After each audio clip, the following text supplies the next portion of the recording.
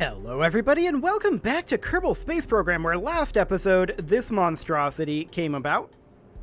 Honestly, just the addition of this Communitron, in my opinion, makes it look so much dumber. Oh well, here we are. So we launched this and nearly escaped Kerbal orbit last episode before we ran into a few design issues that I didn't really care for. So we're going to go ahead and launch this again, and it gets cooler looking the further along in the mission profile we go, I feel like.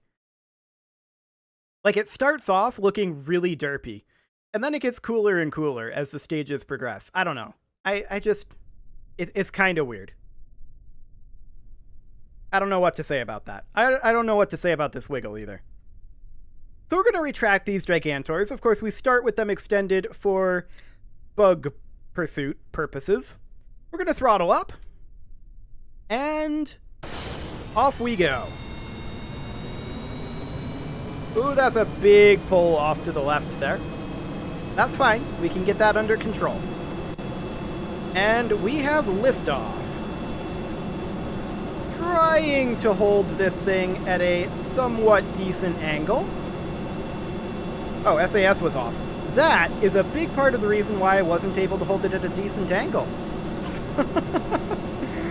Okay, so we're just going to hold it right here. We're watching for when the oxidizer runs out on these outer tanks.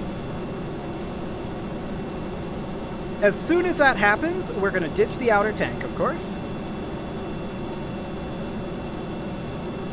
A little bit low here in terms of our climb, but that's actually fine. If there's a few explosions, that's normal. It's completely normal, I promise. Also, these whiplashes are kind of loud.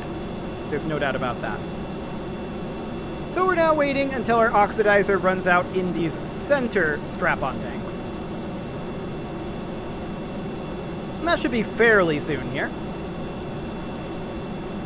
They're about half gone, I suppose. These vectors are thrust limited pretty heavily right now.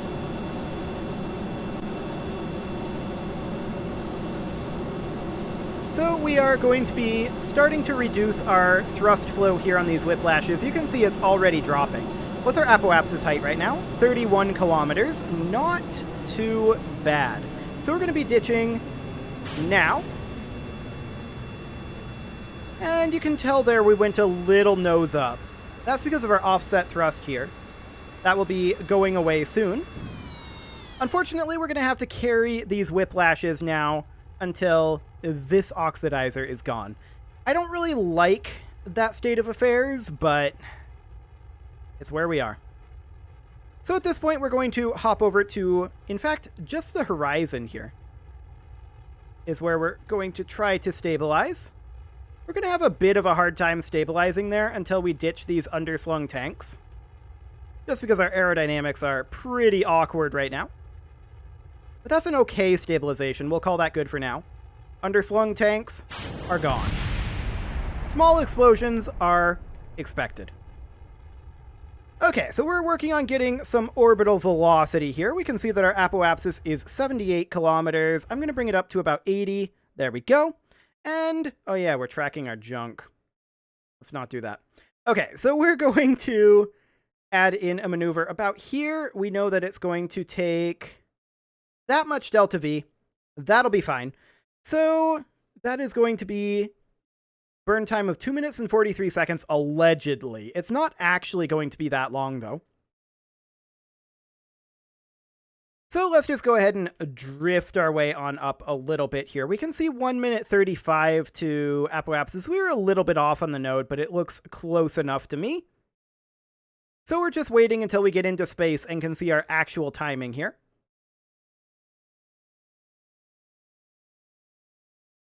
And that will be in just a couple seconds here. Right about now. Okay, so T-minus 23 seconds, and that's 23 seconds from the apoapsis here. So I'm going to go ahead and warp towards that. T-minus 23 is what we're looking for. And so we will burn right about now. Excellent. This will burn out the last of our oxidizer. We're going to go ahead and extend our solar panels at this point. There goes our oxidizer, and we'll finish our circularization with our liquid-fueled engines. Fantastic. Of course, the oxidizer is the heaviest component here. So our thrust to weight on these is non-terrible, actually. But our thrust to weight on the next stage is going to be just absolutely awful. Like, literally the worst. It's not going to be good. Okay. Now we are in orbital mode. And we'll just call that good enough. Fantastic. So at this point, we want to head off to the moon again, and we'll add a maneuver right around here. We're not going to be returning this time, I think. So we're going to fine-tune this maneuver here, bring it in to be about here. I think we can maybe back off a little bit on our speed. No? Okay. This will be just fine. We can even maybe bring this in a little tighter. Bring it into around 30 kilometers from the moon's surface. Something like that. Slingshot ourselves out with some pretty prodigious speed. That'll be great. And then we will go ahead and hop over to this maneuver node. Is this the angle we want to be sitting at? It's fine. It's fine. We don't really need to be too worried about it because we can always adjust our angle. Let's go ahead and warp to this next maneuver. Fantastic. And we will begin this burn shortly. It's going to be a 1 minute and 53 second burn. So we want to burn this at T minus, let's see here, 30 seconds plus 26.5 seconds. So 56.5 seconds.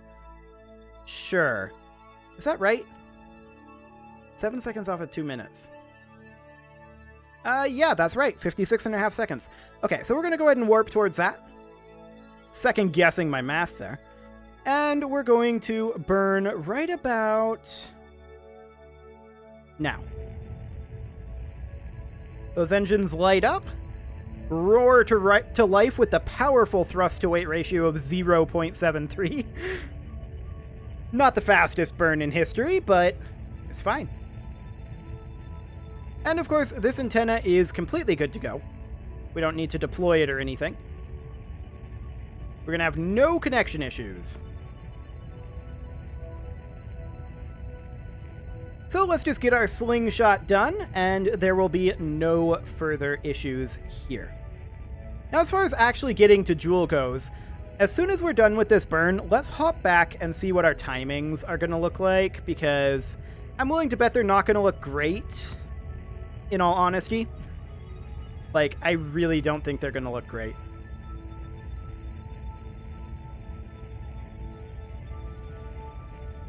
So we're going to stop the physics warp here and complete this burn.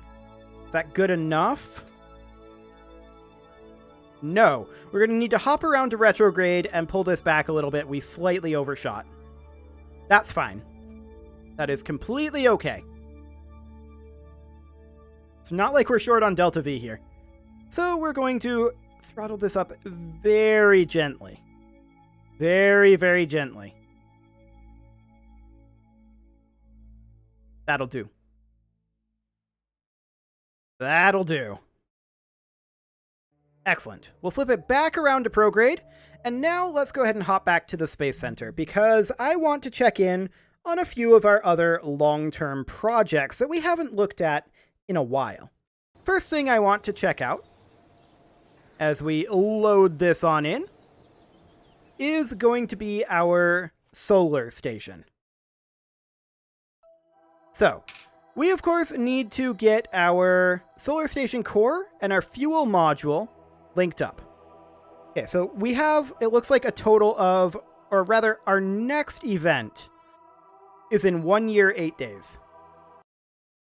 That's good to know. So, what we're going to do is we're going to launch a second Jool corvette. because we have space for 2 of them, right? So we might as well launch 2. So we're going to launch a second one here. We've got lots of time before our next event happens. And let's just do this. This one will not be very far behind, but we only need the 2. So this will be completely okay. And from here, we'll get set up with our Jool station already has a maneuver set up. But we're going to get our maneuver set up on the previous corvette and this corvette, and then we'll start doing our warping. So we'll retract our solar panel, we'll turn our SAS on, we will not pull off to the left, ideally, and we will throttle up, and prepare for liftoff, and off we go. Fantastic. Landing gear up.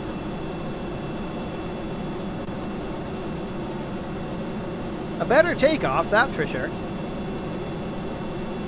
Let's see when this fuel tank runs out of oxidizer. It will be fairly soon. And then we'll ditch that fuel tank, of course.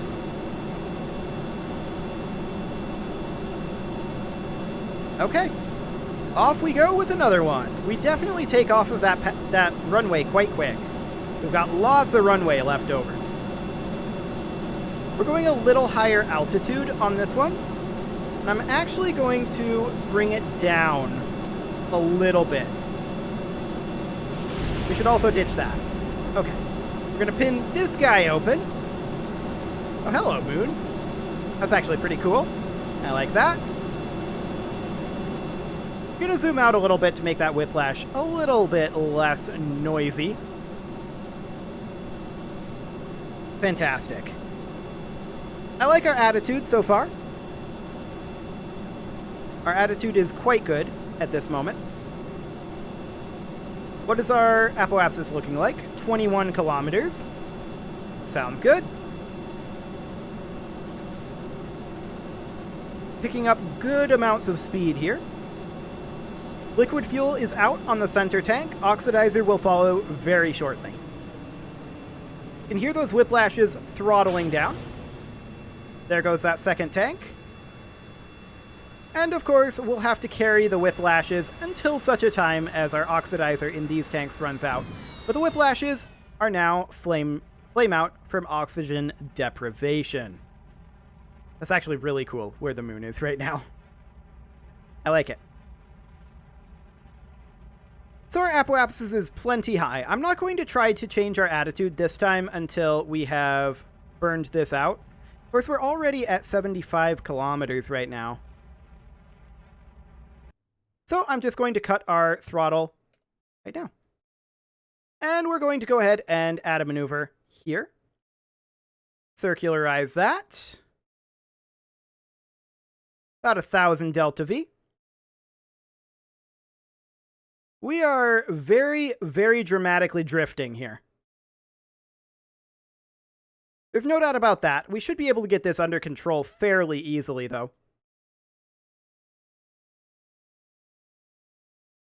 And this isn't really affecting our trajectory too much. We're currently upside down, and I'd like to roll to change that.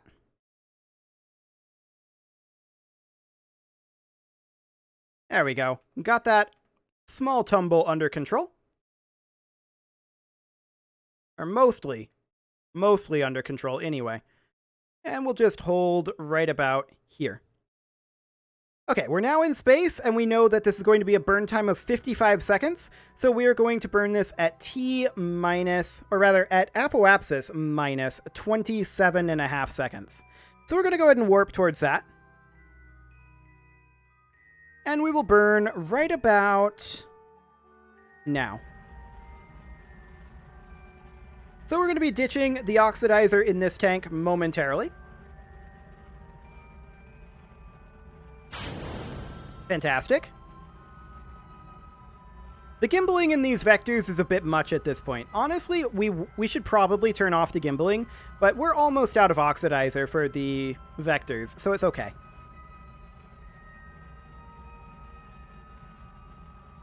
We're going to finish up this burn here.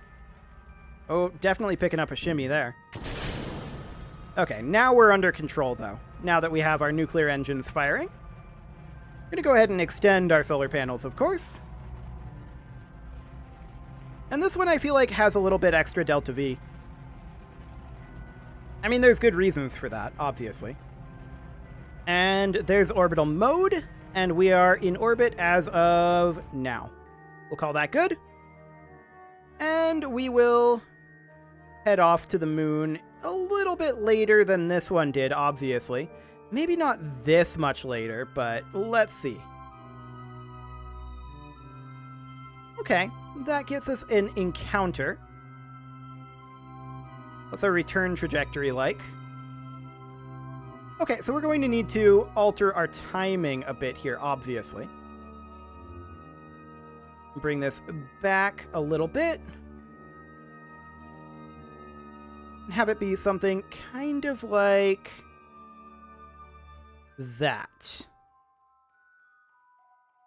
That's not exactly the same trajectory that our other one followed. We went to like 15 as our periapsis. Something like this. And that'll be basically the same trajectory. Not exactly the same trajectory. But that'll be fine. We'll go ahead and line up for that maneuver.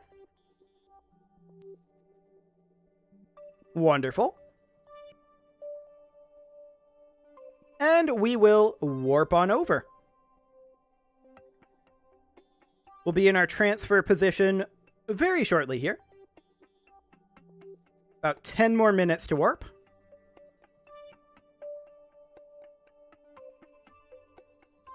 Okay, so 1 minute 54 seconds on this burn. So once again, that is going to be 25 plus 2, so 27 seconds, plus 30 seconds. T-minus 57 seconds. That's what we're going for here. Okay. Let's not second guess our math this time. Okay, we burn now, and off we go. I'm just going to alter our attitude ever so slightly here. There we go.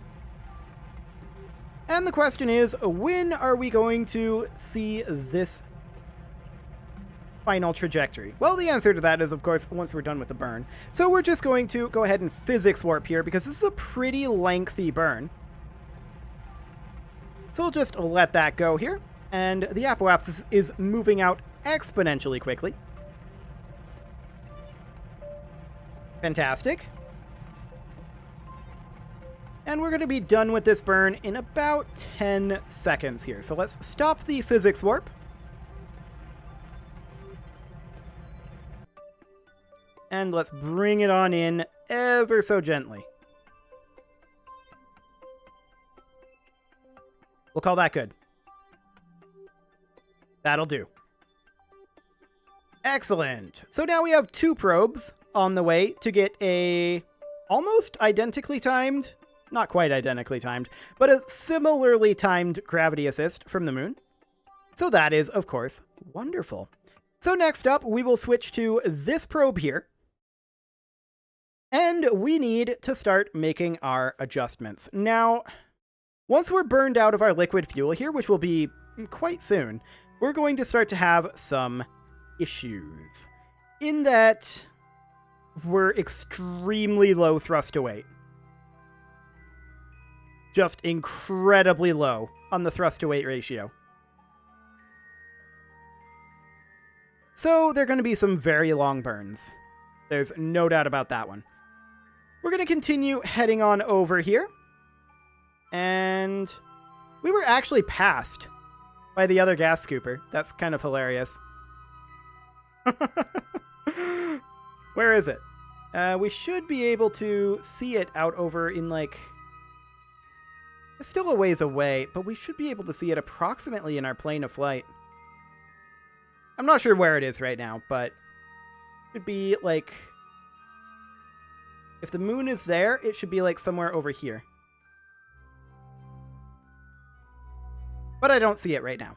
So we're just going to warp to the periapsis here and see if we end up seeing it. This is basically a simultaneous flyby, by the way. I like how we're flying by so close that that it shifted over into flight mode. That's hilarious. So we managed to pass it again. It is currently slightly behind us, so it should be somewhere over this way. I guess we're still too far away. We could maybe set it as our target and see it that way. I mean, we're so... Oh, there it is.